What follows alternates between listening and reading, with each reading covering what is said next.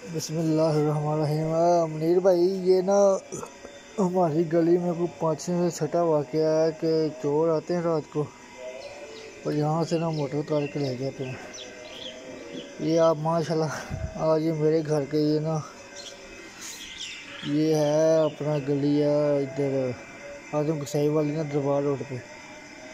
तो ये चौथा पाँचवा वाक़या ये आज फजर से थोड़ी देर पहले ये हुआ हुआ है जनाब।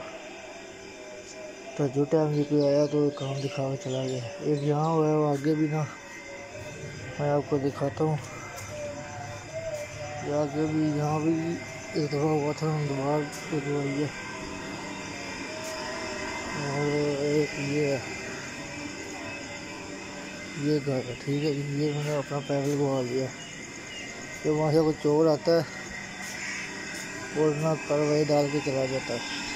ये कोई 5वां छठा वाक़या यहाँ पे चोरियाँ हो रही हैं और माशाल्लाह हमारी पुलिस का कहीं भी नामो निशान है नहीं। ठीक है, ये इस पर रिपोर्टिंग करा देंगे तो आपकी मेहरबानी होगी। शुक्रिया।